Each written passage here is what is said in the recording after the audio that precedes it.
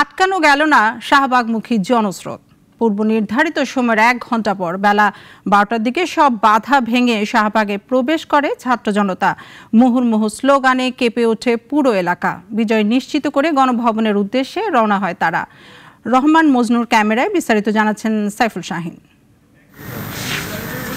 সকাল 10টা, নীরব চারিদিক। সেনাবাহিনী আর পুলিশের ব্যারিকেডে পুরো শাহবাগ চত্বর। 11টার দিকে কয়েকজন শিক্ষার্থী নিরাপত্তার চোখ ফাঁকি দিয়ে প্রবেশ করলে তাদের আটক করে পুলিশ। 11টার পর থেকেই শাহবাগের আশেপাশে জড়ো হতে থাকে আন্দোলনকারীরা। চলে পুলিশের সাথে ধাওয়া পাল্টা ধাওয়া।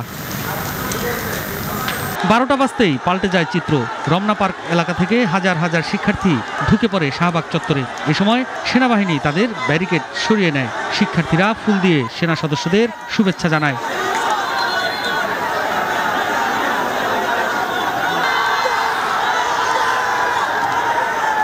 এরপর থেকেই চারিদিকে গণজোয়ার শুরু হয়। শাহবাগের দিকে আসতে থাকে জনতার ঢল। ব্যারিকেড সরিয়ে দিয়ে সেনা সদস্যরাও তাদের পথ খুলে দেয়।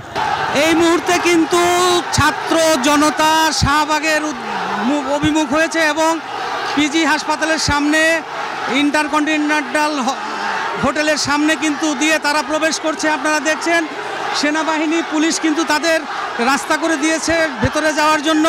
তারা ভেতরে প্রবেশ করছে।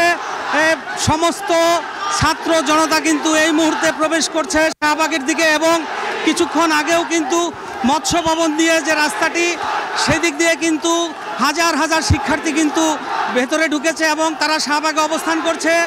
এই শিক্ষার্থী এবং এই জনতা কিন্তু বাংলা মোটরের দিকে ছিল। তারা অনেকক্ষণই সেখানে অপেক্ষা করছিল কখন তারা ভেতরে প্রবেশ করবে। এক পর্যায়ে কিন্তু সেনাবাহিনী এবং পুলিশ তাদেরকে রাস্তা খুলে দেয় এবং রাস্তা খুলে দিয়ে তাদেরকে ভেতরে আসার আমন্ত্রণ জানায় এবং তারা এখন ভেতরে ঢুকছে।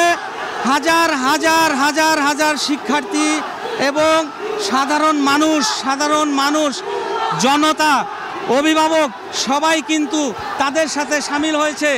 যারা সেই সকাল থেকে বিভিন্ন জায়গায় বিচ্ছিন্নভাবে অবস্থান করছিল তারা কিন্তু এখন বেরিয়ে এসেছে।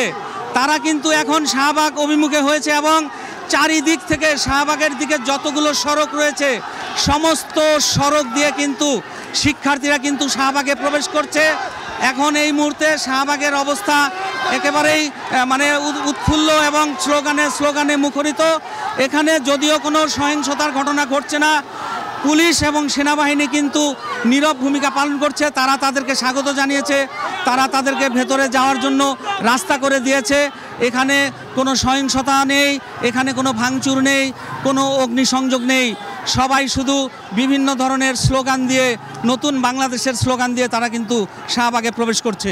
এরপর খবর আসে হাসিনা সরকারের পদত্যাগের। শিক্ষার্থীদের এক দফা দাবি বাস্তবায়নের এই খবর পেয়ে ছাত্র জনতার জনস্রোত শাহবাগ থেকে বেরিয়ে গণভবনের দিকে রওনা করে। সাইফুল শাহিন, নাগরিক, ঢাকা।